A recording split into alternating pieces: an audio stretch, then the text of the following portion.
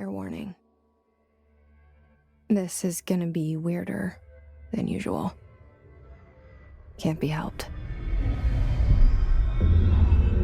You called me. So here I am. Within friendship circles, on podcasts, video game websites, and YouTube videos, people are always talking about and desperately seeking sequels of games that they enjoy. And this is fine, each to their own, and I'll openly admit that this is the case for me in many situations. There are stories we want to see to the end, there are universes we want to explore for countless more hours, and lore that we want to delve further and further into. But personally, this isn't always how I feel about games. And seeing a brilliant singular title being turned into a franchise is sometimes not what I want out of either a developer or a story. Remedy have excelled at creating brand new IP. And although obviously Max Payne saw a sequel and Alan Wake had the standalone expansion American Nightmare, the finished developer has allowed itself the freedom to create multiple wonderful new worlds for players to immerse themselves in, without focusing on the trope of repeating numbered releases and the unnecessary franchising of a game. I only recently played the hugely underrated and incredibly enjoyable Quantum Break, and was truly impressed by its storytelling, graphical fidelity, exploration and combat, and even got a kick out of the TV show episodes scattered throughout its chapters, although I'm aware many had their reservations with this design choice. And upon playing the studio's latest release, Control, although I had an amazing time in Quantum Break, I was glad that Remedy decided to create another new IP for players to truly embrace and enjoy, instead of sequelizing their previous game. Control hit so many great notes, from its brilliant Metroidvania-style exploratory level design and fun and frenetic combat powers, to its absolutely mind-shattering story and deeply woven world building and lore. Remedy excels at developing interesting and complex worlds, and Control's setting in this mysterious and unexplainable building called the Oldest House, holding incomprehensible secrets, coupled with gorgeous graphical effects and lighting, splendid music and sound design, sensational destructibility and troves of accompanying lore, all work beautifully in synchronism to help create a truly enjoyable title. Control is part thriller, part sci-fi, part family drama and entirely enjoyable, and I'm going to give my in-depth thoughts on something I believe is one of the most exciting prospects in the gaming industry, a brand new intellectual property. So as always, let's begin my review of Remedy Entertainment's latest creation, Control.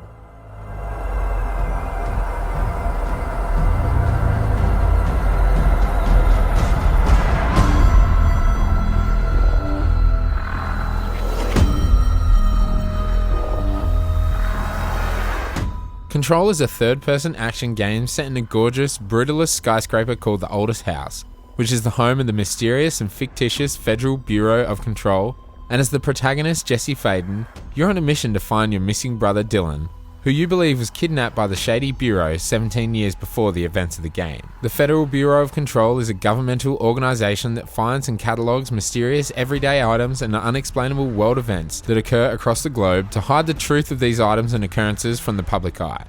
Now, I won't go into spoiler territory at all in this review, as the narrative is the main hook of the entire game, but let's just say it goes some interesting places and leaves you asking countless questions as you continue through the story even once the credits roll.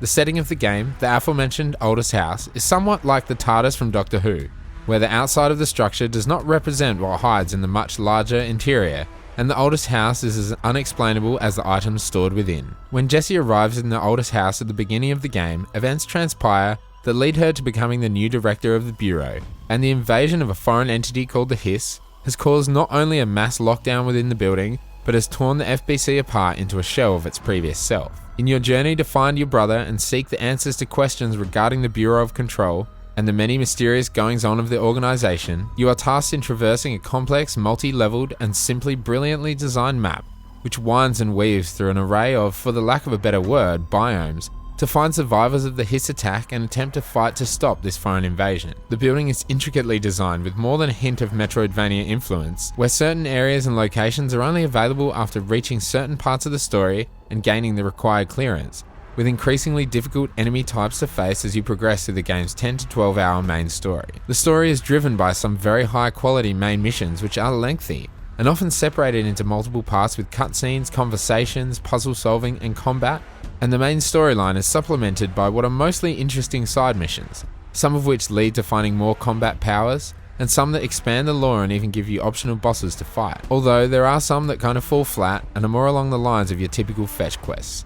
but these are obviously optional. All this side content is entirely up to you to invest your time into play. But to be honest, some incredibly cool moments came from these assignments and the places they take the deeper story outside of your search for Dylan. There are also bureau alerts that are optional, time-sensitive missions that Jesse will be alerted to, giving the player 20 minutes to reach a specific area and kill a difficult enemy or destroy his corruption or something similar, which then reward you with powerful weapon or personal mods. These are fun and give another combat opportunity, and the combat never gets boring in Control, but we'll get more into that later. As another aside and a way to get more mods and crafting components, you can also undertake board countermeasures, which are simple tasks such as killing 10 of a certain enemy, or killing 25 enemies in a specific area or with a specific weapon. These endlessly spawn after completion, and adds another fun yet simple way to get better mods to complement your playstyle. Many aspects of the main story are incredibly surreal, and Remedy has done an amazing job in creating this brand new world with captivating lore and a brilliant pace of storytelling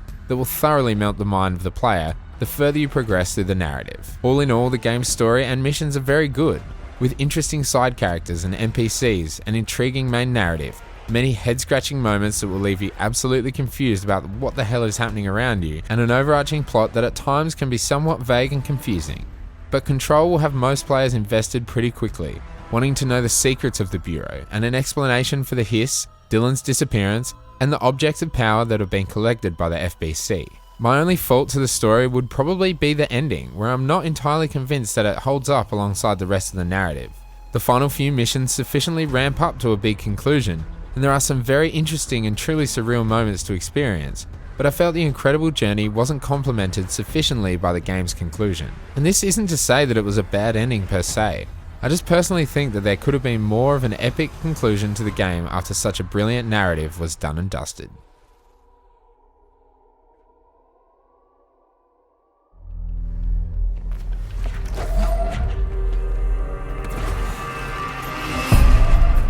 Aside from its mind-bending story, Control is complemented by some truly enjoyable combat. As the director of the Bureau of Control, Jesse Faden has the ability to subdue objects of power in order to gain abilities that will assist you in combat as you traverse the 4 discrete maps throughout the game and fight against the invading hiss. In the opening of the game, you gain access to the service weapon, a handgun that appears to be alive and possibly even sentient, and is your only weapon throughout the entire game. The service weapon starts in a basic form and acts much like a simple pistol, but as you progress through the game, you unlock different forms of the service weapon, which include a shotgun, SMG, charged sniper shot, and an explosive launcher.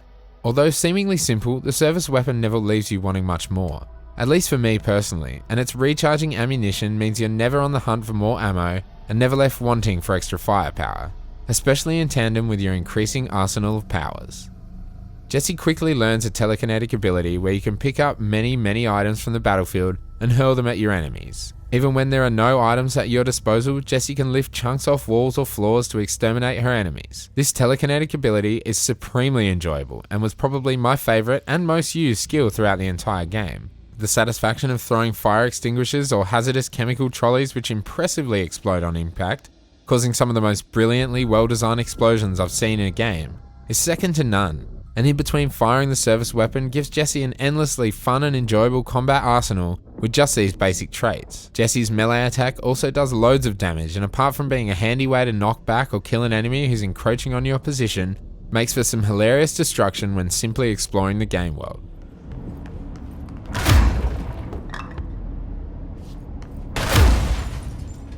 As you progress through the story, you unlock a telekinetic shield that blocks incoming damage, an ability called Seize which gives you control over a weakened enemy, and right towards the end of the campaign you unlock an absolute game changer, Levitation. The Levitation ability allows Jesse to reach areas previously unreachable, float above the battlefield to target enemies, and when leveled up gives you a slam power that propels you into enemies for incredible damage. The combat feels fresh and fun and occasionally difficult, and it's a serious step up from the also enjoyable powers given to you in Remedy's previous title, Quantum Break. The player is always hurling items, destroying the battlefield courtesy of Control's unrivaled destructibility, and truthfully, it never gets old. Each time a combat encounter began, I had a huge smile on my face, and along with the great story, level design, and traversal mechanics, made Control a wholly enjoyable experience from start to finish.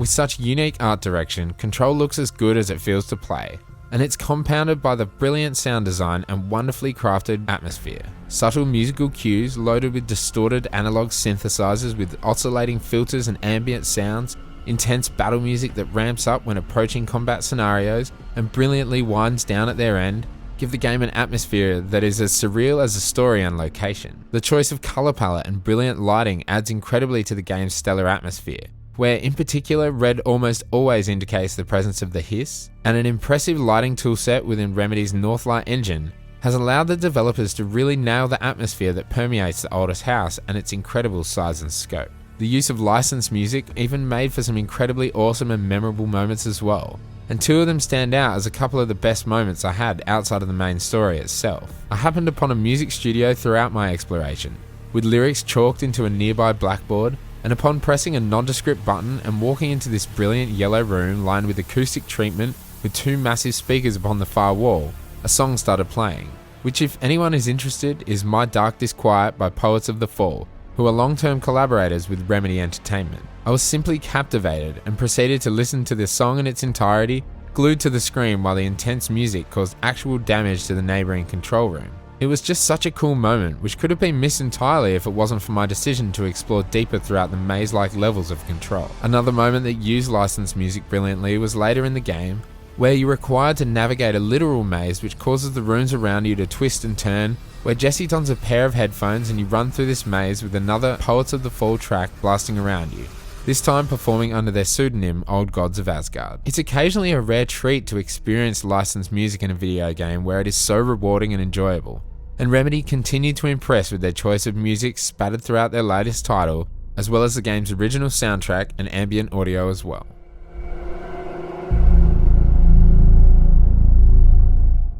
As brilliant as the game plays, looks and feels, there are some technical issues I encountered throughout my game. As I spoke of before, combat is intense, and with many enemies on screen, the destructibility of the levels and barrages of enemy attacks as well as Jesse's powers themselves, there are occasionally some pretty bad frame rate drops, and I was playing on the Xbox One X. Apparently these issues are much worse on both of the entry-level consoles, as well as the PS4 Pro, and with such an epic lighting and graphics engine and tons of effects and enemies on screen, it is almost no surprise that this does occasionally occur. It didn't make the experience any less enjoyable, and it definitely didn't make the game unplayable, but definitely worth mentioning in this review. What's worse, however, is when pausing the game or going into the inventory and mission screen, and then returning to the game stutters massively for a couple of seconds each and every time. I'm not sure what the cause of this is, but it can be frustrating when you're leveling up or even taking screenshots via the Xbox console, as it causes massive slowdown when returning to the game. Hopefully these issues will be patched out,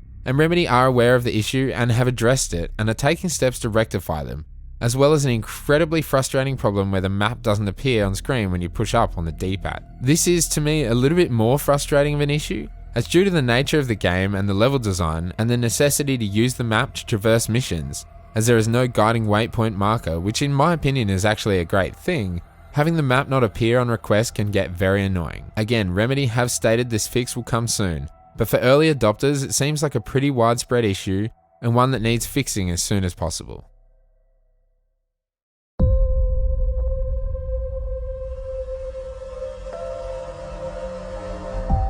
Control is surreal, Control is dark, Control is oftentimes confusing, but thankfully, Control is fun. Remedy have really hit their stride with their latest title, and while it is published by somewhat of a smaller publisher, 505 Games, especially in comparison to Quantum Break's funding coming from Microsoft, the developers have done an amazing job to bring a truly AAA single-player experience with some of the most impressive visual effects and level design I've seen for a while. Visually, this game sets some new standards on the PC version, if your hardware can handle it, with some incredibly impressive implementation of ray tracing, but even on Xbox One X, the system I played it on, the color, lighting, destructibility, and overall graphical presentation was simply gorgeous. Overall, despite the ending of the story not living up to some of the moments that carry the player there, Control is a brilliant title with much fun to be had, while experiencing a truly crazy yet intriguing and deep story, complemented deeply by fast and fun combat, with stylish powers and cool weaponry, and simply incredible level design.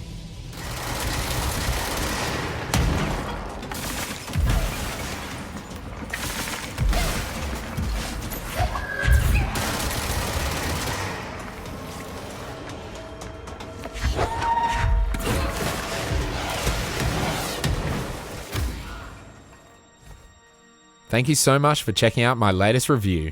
This game was a blast to play and I'd love to hear your thoughts and opinions on it down below.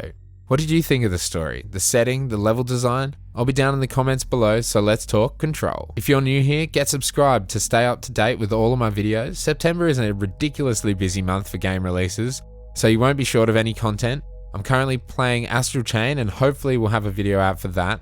But then we've got Gears 5, Borderlands 3, Greedfall and much more coming this month and beyond. If you want to keep up with me, the games I'm playing and the videos I'm working on, follow me on Twitter at Direckt Gaming. I'd love to hear from you there too. And to hear my unabridged thoughts on many games as well as news in the gaming industry, check out the podcast Spawn Respawn on Apple Podcasts, Spotify and Podbean.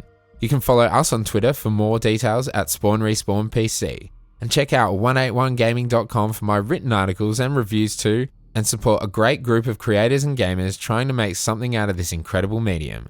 Thank you so much for watching, and until next time, peace.